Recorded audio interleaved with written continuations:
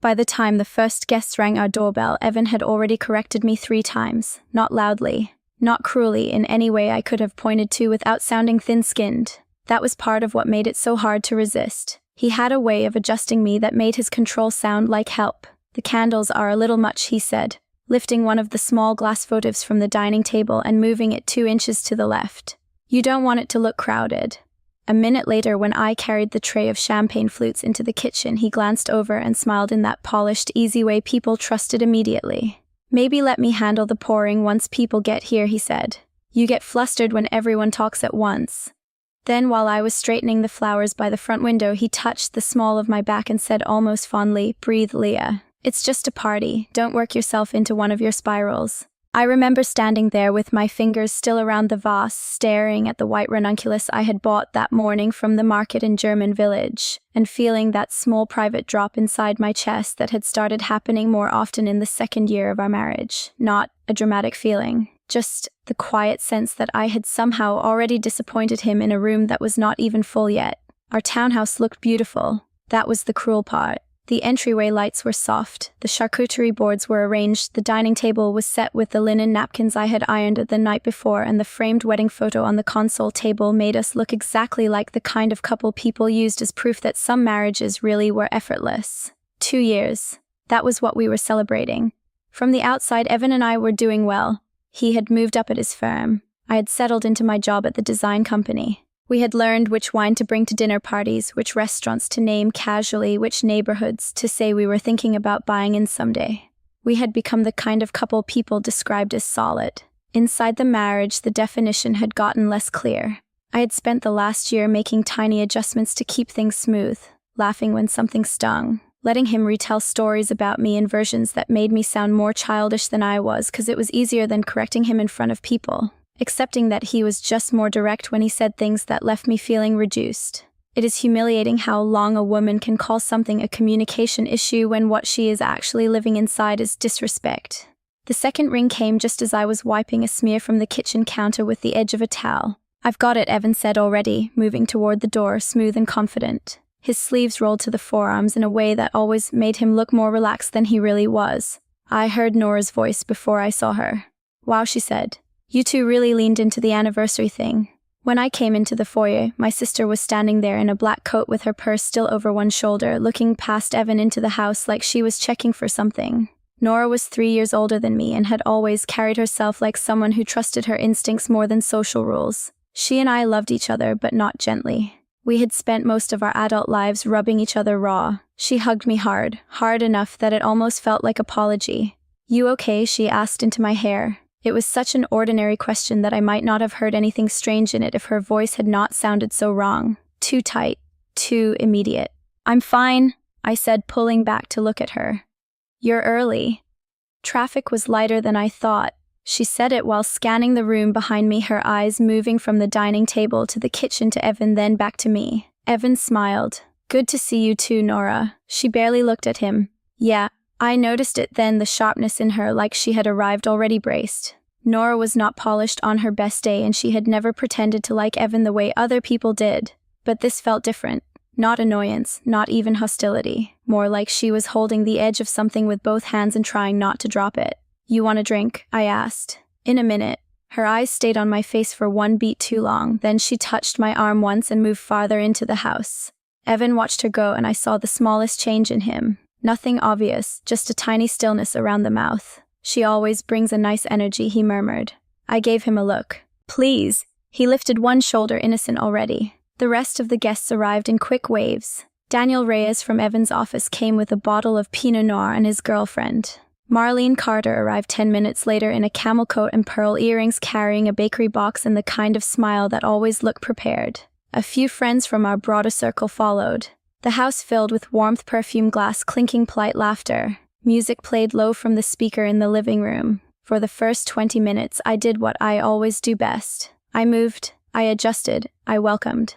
I made people feel comfortable, but something felt wrong almost immediately, and not in one dramatic movie scene way, in a series of smaller turns. Daniel made a joke when I almost forgot which tray held the mushroom crostini. "Careful," he said with a laugh.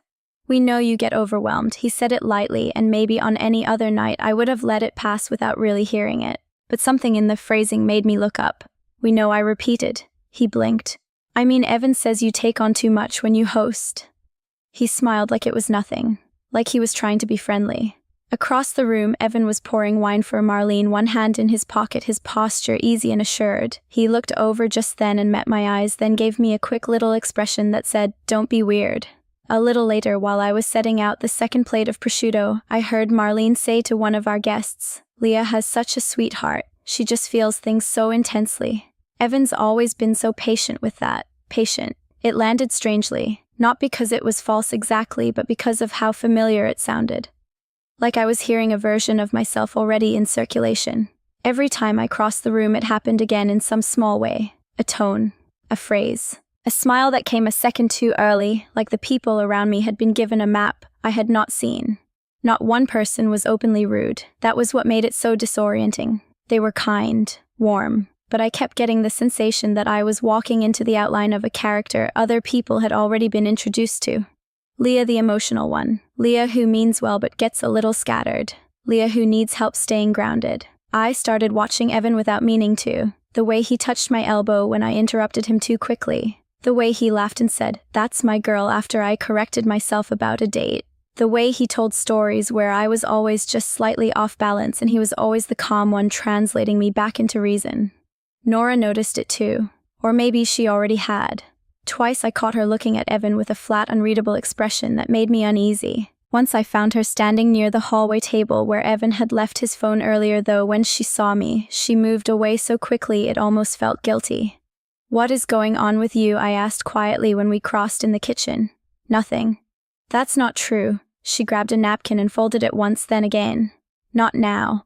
That answer irritated me more than it should have. "Then why are you here looking like someone died?"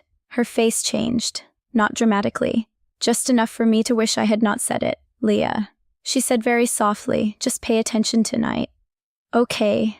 Before I could ask what that meant, Daniel came in asking where the bottle opener was, and the moment broke apart. An hour later, after dinner, plates had been cleared and people had settled into that warm, loose part of the evening where everyone thinks the hard work of hosting is over. Evan stood near the dining table and tapped his glass lightly with a fork. The room quieted with that instant affection people always gave him. He looked handsome in the low light, one hand curved around the stem of his wineglass, his expression arranged in something tender. I just wanted to say something. He began smiling at me. 2 years ago, Leah somehow agreed to marry me. The room laughed softly, and every day since then life with her has been interesting. More laughter. I smiled automatically. I could feel the muscles in my face doing it before I had decided whether I wanted them to. "She keeps things lively," he said.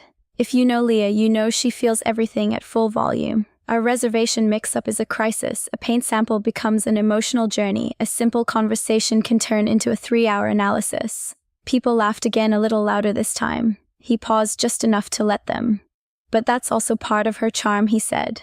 "She has this huge heart, she just needs someone steady in the storm." He looked at me when he said it, not warmly, not really. More like he was checking whether I would play my part. My skin went cold. He kept going. "I've learned that loving Leah means keeping things grounded, managing the details, taking a breath when she gets overwhelmed, translating sometimes." A small chuckle. "Honestly, if I didn't love her as much as I do, I'm not sure either of us would have survived her spending habits, her mood spirals, or her ability to turn one tiny issue into a week-long event." The room reacted exactly the way cruelty hopes it will when it dresses well. A few startled laughs, a few people glancing at me to see how they should respond. Someone saying, "Oh my God," in that half-amused tone people use when they do not want to be the first one to admit something sounded mean. My smile held for one more second, maybe 2. Then it broke, not visibly, not in some dramatic collapse, but inside me something did, because it was not just the content. It was the precision, the cleanness of it. The way each line made me smaller while making him look patient, generous, superior. The way it all sounded practiced, not like a husband teasing his wife, like a man introducing the room to the version of her he needed them to believe. Evan raised his glass. To Leah, messy, emotional, impossible sometimes, but mine. That was when the room laughed again, and I understood all at once that I was not in the joke. I was under it. My throat tightened so fast it hurt. I looked around and saw Daniel staring into his drink. Marlene smiling too tightly. One of my friends avoiding my eyes. And Nora was no longer pretending. She was standing near the far end of the room with her glass untouched in her hand, staring at Evan like she had just reached the end of whatever restraint had brought her here in the first place. Evan sat down beside me a moment later and touched my knee under the table. "Don't do that face," he murmured without looking at me. It was a joke. A joke. I could still hear the laughter floating in the room, thin and wrong now, like something delayed. My body felt strange, almost hollow, but my mind had gone very still. Because for the first time, I did not feel embarrassed by him. I felt exposed by him. Across the room, Nora set her glass down with a quiet, deliberate click. And the look on her face told me that whatever she had come here trying not to say, she was not going to keep it to herself much longer. Nora's hand had barely left the glass when I pushed my chair back. I did it carefully. That was the humiliating part of nights like that. Even after something inside me had split open, I was still thinking about not making noise, not scraping the chair too hard against the hardwood, not knocking into anyone's knee, not giving the room one more thing to use as evidence that I was in fact exactly what Evan had just described. "I'm just going to check on the kitchen," I said, though no one had asked. Nobody stopped me. A few people smiled in that strained, polite way people do when they are pretending they did not just witness something uncomfortable. I could feel the heat in my face all the way down the hall. My hands were cold. My chest felt oddly hollow, as if my body had gone light to spare me the full weight of what had just happened. The kitchen was empty when I stepped into it. Beyond the doorway, I could still hear the low blur of voices restarting in the dining room, slower now, more careful. Somebody laughed too brightly. A fork clinked against a glass. Life resuming around the edges of damage. I braced both palms on the counter and stared at the marble pattern until it stopped moving. There is a specific kind of pain that comes from being humiliated in public by someone who knows exactly how far he can go before other people call it cruelty. Evan never overshot. That was part of his talent. He always stopped 1 inch before the point where anyone decent would have to intervene. I heard him before I saw him. The measured footsteps. Not rushed, not apologetic. When he came into the kitchen, he closed the door halfway behind him, enough to create privacy without suggesting there was anything serious happening. "Leah," he said quietly, like I was the one who had changed the tone of the evening. "What are you doing?" I kept looking at the counter, breathing. He gave a short exhale through his nose. Not quite a laugh. "Come on." I turned then. He still had the same relaxed expression he had used during the speech, though I could see the irritation beneath it, now clean and cool. "You embarrassed me," I said. His face shifted by 1/2 inch. Not toward guilt, toward correction. It was a toast. It was a performance. "Don't start doing this," he said, lowering his voice further. "Not tonight. Doing this, as if my pain were a habit." I folded my arms because I needed something to hold on to. "You stood in front of our friends and talked about me like I'm some unstable burden you manage." He looked at me for a long second, and I watched him make the decision not to apologize. "That is not what happened," he said. "People were laughing because they know us, because it was affectionate. You're taking everything in the worst possible way." The words landed with that familiar smoothness. The shift from injury to interpretation. The subtle message that if something hurt, the real problem was my reaction to it. "You said I have spending problems." He shrugged slightly. "You can be impulsive. You said I turn everything into a crisis. You can get overwhelmed, Leah. That's not abuse, it's just true." The room went very still inside me, not because of the content, because of the ease. Because he said it the same way he always did, calm, adult, faintly tired, like he was carrying the weight of my feelings responsibly, while I made everything harder than it had to be. Then he stepped closer and softened his expression in a way that would have looked tender to anyone else. "I'm trying to help you right now," he said. "If you go back out there with this face, people are going to feel awkward. They're going to think you can't take a joke. So please, for once, don't make me clean up something that doesn't need to become a whole situation." For a second, I could not even answer. My body understood before my mind did that this was the real injury, not the speech itself, but the fact that he had no private self underneath it, no softer version waiting behind the performance. This was him being honest. The speech, the correction, the warning. Same system, different lighting. He reached for my elbow. I moved before I thought about it. His hand stopped in the air and something flashed across his face then. Not hurt. Offense. "Seriously?" he asked. Before I could answer, the kitchen door opened. Nora stepped in and looked from me to Evan in one fast sweep. Her expression hardened in a way I'd almost never seen directed at another person. "Everything okay in here?" she asked. Evan's voice turned light instantly. "Leah's just being sensitive about the toast." Nora's eyes moved to me. That was all it took. Not because she rescued me. Because she looked at me like I was not crazy. I need a minute with my sister, she said. Evan smiled, but his jaw had tightened. That's probably not a great idea. Interesting, Nora said. I don't remember asking. I would have flinched at her tone on any other night. Instead, I just watched him. He gave me one of those patient husband looks people find persuasive, as if to say, see, this is exactly the energy I'm always managing. Then he nodded once more for show than agreement. Fine, he said, but maybe keep it calm. When the door closed behind him, Nora waited until his footsteps were gone before speaking. He's done this before, she said. I laughed once, a horrible small sound. You think? She took 2 steps toward me. No, I mean this exact thing. The wording. The whole she gets overwhelmed, I keep her grounded routine. I've heard it before. My stomach tightened. What are you talking about? Nora rubbed one hand over her mouth like she was trying to slow herself down. A few days ago I was at that little wine bar in Grandview with Amanda from a work. Camille Warren was there. The name hit oddly because I knew it. Not well, but enough. She worked in commercial development, knew Evan through a client network, had been around at 2 or 3 events in the last 6 months. Pretty in a polished, expensive way. Careful, controlled. The kind of woman who always looked as if she had never once rushed while getting ready. So I asked. So she was with a friend and they were sitting behind us, and I wouldn't have paid attention except I heard your name. The blood seemed to leave my hands all at once. Nora kept going, each word flatter, no more precise. She was saying she felt bad for him. For Evan. She said he was trying so hard to be patient, but that you were emotionally exhausting and made everything bigger than it was. That he loved you, but living with you was like living inside a constant state of management. I stared at her. No, I know what I heard. You could have misunderstood. I thought maybe I had. She swallowed. So I stayed quiet. Then I heard her say, he's always telling me he has to keep her grounded because she gets overwhelmed so easily. The kitchen seemed to tilt slightly. For one stupid second, I still wanted an explanation that would save him. Save me. Save the structure of the night. Maybe she heard that from somebody else. Nora's eyes sharpened. Leah. I hated that tone because it made me feel 12 years old and stubborn and naive all at once. I'm not stupid, I said. I know you're not. Her voice broke a little then, which scared me more than her anger had. That's why I've been trying to figure out how to tell you without blowing your whole life up if I was wrong. She reached into her purse and pulled out her phone. There's more. I did not want there to be. That was the truth. My body wanted to refuse before my mind even knew what it was refusing. Because as long as the speech stayed inside the category of humiliation, I could still maybe survive it the way I had survived everything else, by minimizing, contextualizing, forgiving, adjusting. But evidence changes the shape of pain. It takes it out of feeling and puts it into fact. Nora unlocked her phone and opened a screenshot. I got this tonight, she said. Amanda sent it after she remembered Camille posted something to her close friend's story last week and then deleted it. Amanda screenshotted it because she thought it was weird. She held the screen out. At first I only saw the top line. A dark background. White text.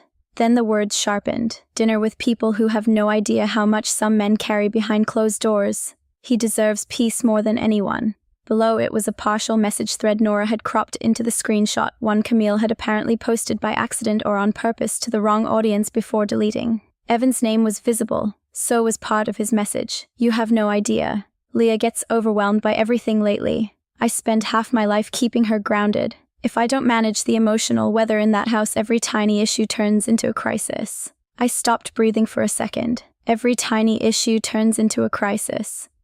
I heard the toast again in my head as clearly as if he were standing beside me. Her ability to turn one tiny issue into a week-long event. Same rhythm, same language, same cold little architecture of me. Nora was watching my face carefully now, maybe ready to catch me if I fell apart. But what happened was stranger than that. Something inside me went still. Not numb, not calm, just still in the way a room gets still when all the oxygen changes. He practiced it, I said. Nora didn't answer. He practiced me. My own voice sounded far away. All at once, other moments lined up with sickening precision. Daniel. Earlier saying, we know you get overwhelmed. Marlene calling Evan patient. The way a few people had looked at me, not with surprise during the toast but recognition, not hearing a cruel story for the first time. Hearing a familiar one made public. The kitchen door was still partly open to the hallway, and from where I stood I could see a slice of the dining room through the crack. Evan had already gone back to the guests. He was refilling glasses. Smiling. Leaning in when people spoke. Completely at ease inside the version of events he had built. Then Camille herself stepped into view near the archway to the living room. I had not even realized she was there until that moment. She was holding a stemmed glass in one hand, nodding while Evan said something low to her with the kind of composure that used to make me think he was dependable. She touched his forearm very briefly. Not intimate enough for a scene, just familiar enough to make my skin turn cold. He looked over then through the doorway and our eyes met. For one beat his expression didn't change, but something in it hardened the way a lock hardens when it catches. He knew I knew something. Nora stepped beside me and followed my line of sight. "Leah," she said quietly, "I'm done waiting." I kept looking at him. The worst part was not that I thought he might leave me, it was that he had already started leaving me by teaching other people how to see me first. I'd spent so long trying to protect the marriage from embarrassment that I had never asked who the protection was really for. When I finally looked back at Nora, my face felt strange and steady. "Show me everything," I said, and this time I did not say it like a wife trying to save a marriage. I said it like a woman finally understanding that silence was no longer loyalty, it was evidence against herself. "Show me everything," I said. Nora did. Not all at once, not in some dramatic pile of printed emails or a cinematic folder she had been waiting to slam onto the table. It was uglier than that. Smaller, more believable. Screenshots, forwarded messages, a photo of a transfer confirmation Amanda had caught because Camille apparently had been careless enough to leave part of a thread visible when showing someone something else. A note Nora had typed to herself after the night at the wine bar because she knew she might start doubting what she had heard if she did not write the phrases down exactly. That was what made it unbearable. The detail. There was a message from Evan to Camille that said, "She means well, but everything becomes emotional labor with her. I'm trying to untangle things carefully." Another, "I've started separating some accounts. I need to be smart before she turns this into a war." And another, the one that made my stomach drop hardest because it was not just betrayal. It was choreography. "If I leave abruptly, I'm the villain. If people see what I've been managing first, they'll understand." I read that one twice, then a third time. Nora stood beside me in the kitchen without speaking. She had gone very still, like she knew there was nothing to do now but let the truth finish arriving. Beyond the cracked doorway, I could hear the party continuing in fragments, glasses touching. Someone asking Daniel about work, a chair shifting across hardwood, the ordinary sounds of a gathering still trying to pretend it was normal. "I'm going out there," I said. Nora looked at me carefully. "You don't have to do anything right this second." "Yes," I said, and my voice surprised me with how calm it sounded. "I do." When we walked back into the dining room, I understood something I had not let myself understand before. A room can change without anyone moving. The air was different now, not louder, just more fragile, as if everyone sensed the evening had split and nobody knew yet which side of the split they were standing on. Evan looked up first. His expression changed when he saw my face. He smiled, but only with his mouth. "There you are." I stood at the end of the table and looked at him for a second longer than a wife usually looks at her husband in a room full of guests. It was enough to make Daniel glance up from his drink. Enough to make Marlene set her glass down. Evan took one step toward me. "You okay?" That question might have destroyed me an hour earlier. By then, it only made me tired. Before I could answer, Nora spoke. "No," she said. "She's not." Every head in the room turned. Evan's eyes flicked to her, and I saw the first real crack in him. "Not panic. Calculation, Nora," he said mildly. "Let's not do this tonight." She laughed, once sharp and joyless. "You should have thought of that before you gave a speech about your wife like she's some unstable project you deserve a medal for surviving." Marlene straightened in her chair. "Nora, no," Nora said, not even looking at her. "I'm done helping everybody stay comfortable." Evan's tone stayed calm, almost impressively so. "You're being inappropriate." He said it for the room, not for her. That was always his skill. He never argued to be understood. He argued to position. Nora lifted her phone. "You want inappropriate," she said. "How about humiliating your wife in public using the exact same language you've been using in private messages to another woman?" A silence fell so quickly it almost made a sound. Camille was near the archway to the living room. I saw her freeze before she caught herself. It was small, but once I saw it, I could not unsee it. Evan looked at Nora's phone and then at me. "This is ridiculous." "It isn't," I said. My voice came out low and even. That seemed to affect him more than if I had shouted. Nora started reading. "Leah gets overwhelmed by everything lately. I spend half my life keeping her grounded." She looked up. "Sound familiar?" Nobody moved. Then she read another one. If I don't manage the emotional weather in that house, every tiny issue turns into a crisis. Daniel let out a breath and looked down. I watched the room absorb it in real time. Not the idea that a marriage was unhappy. People can tolerate that. What they were absorbing was the overlap. The speech, the messages, the polished little narrative he had just handed them over dinner. It was all the same language, same rhythm, same manufactured patience, same version of me. Evan shook his head once controlled. You are taking private venting out of context. Private venting, Nora repeated. That's what we're calling this. He turned to the room with that same collected look he used in meetings in restaurants with parking attendants, with anyone whose impression he wanted to manage. Look, he said. Leah and I have been having a difficult time. I confided in someone I shouldn't have. That's on me. But Nora has a talent for turning partial information into a bonfire. He smiled faintly, regretfully, as if he were trying to be generous in the face of chaos. For years, that smile had worked on me. It did not work anymore. Nora kept going. How about the part where you started moving money that got everybody's attention in a different way? Evan's face did not fully change, but something in it cooled. What, you heard me? She looked at me once before reading from her notes. He transferred money from their joint savings into a separate account and told Camille he needed to be smart before Leah turned this into a war. Then he said if he left abruptly, he'd look like the villain, so people needed to understand what he'd been managing first. This time nobody spoke at all. Even Marlene had gone still. Evan took one step forward, voice clipped now. That is enough. But it wasn't, not anymore. Because the worst part was no longer hidden from the room. It was visible now, and once visible, it rearranged everything. The speech had not been carelessness, it had been groundwork. He had not just been humiliating me because he was arrogant or thoughtless or cruel in the moment. He had been preparing witnesses. Camille finally spoke too softly. Evan, he cut a look toward her so quick and hard that she stopped. That was the moment his mask slipped from me completely. Not in some huge dramatic collapse, in a tiny flash of contempt. Ownership. Annoyance that the wrong person had spoken out of turn. I looked around the room. Daniel staring at the stem of his glass. My friend Rachel with her mouth slightly open. Marlene sitting rigid, one hand closed around her napkin. People who had laughed earlier now looking as if they wished the floor would open. Then I looked at Evan. You were going to leave me, I said.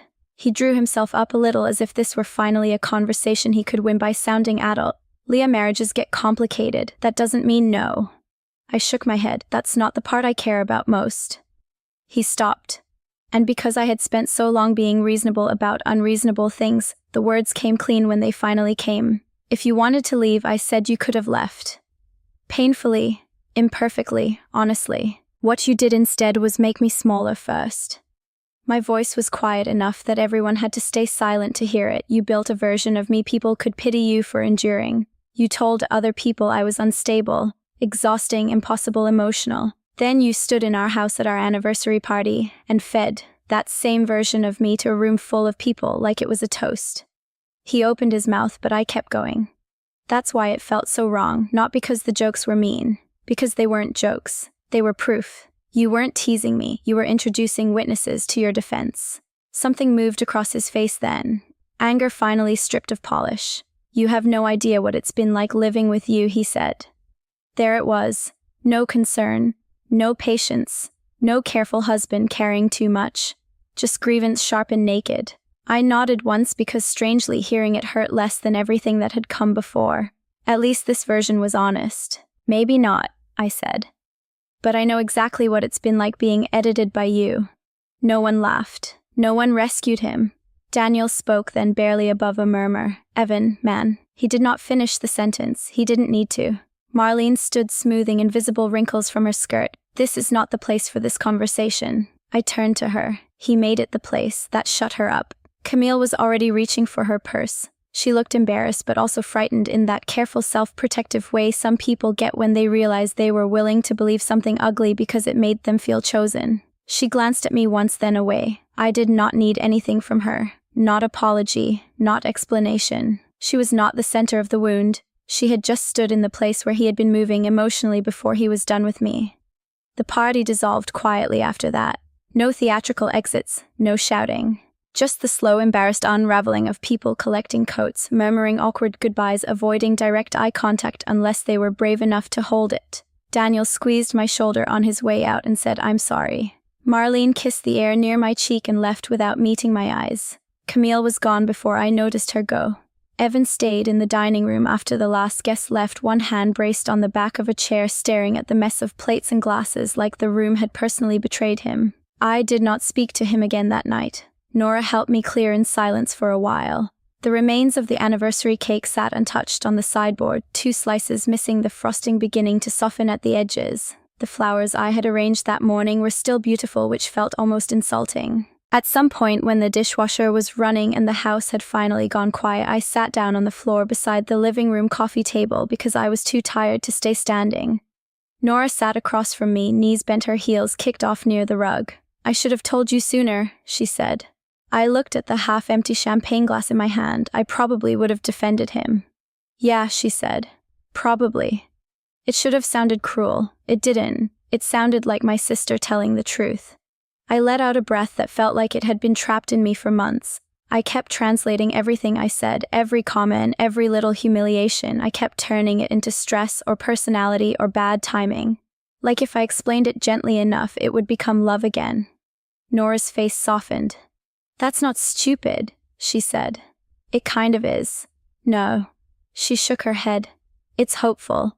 Those aren't the same thing." I looked around the room then. The folded napkins, the abandoned dessert plates, the flowers, the warm, low lamplight falling across a house that suddenly felt both familiar and entirely altered.